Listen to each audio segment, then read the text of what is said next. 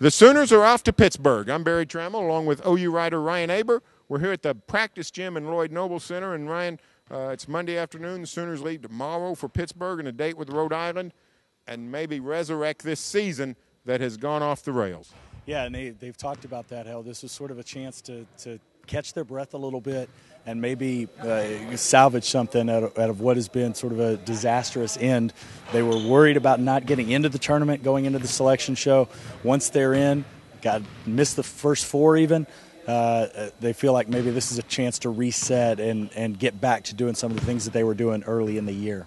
Yeah, I was a little surprised when the Sooners expressed some apprehension about getting in.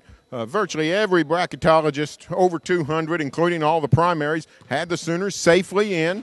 It was going to get a little bit hairy, but Oklahoma did enough, I think, for most people to believe they were going to get in, especially that early part. Now OU has to try to recapture that magic against a Rhode Island team that's a pretty good team, but is not a world beater. I mean, Oklahoma, if it plays anywhere near its capabilities, it can win this game. Oh, absolutely. And you know, Rhode Island plays a lot like some Big 12 teams with the small lineup that they use, but they're smaller even than, you know, a lineup like Texas Tech or Kansas when they went small, some of those other teams. So they've got a chance to do it. Also, if Trae Young gets hot, then the OU can beat anybody. And they're facing a team that hasn't had to defend a player like him. And it's easy to say, yeah, he struggled quite a bit.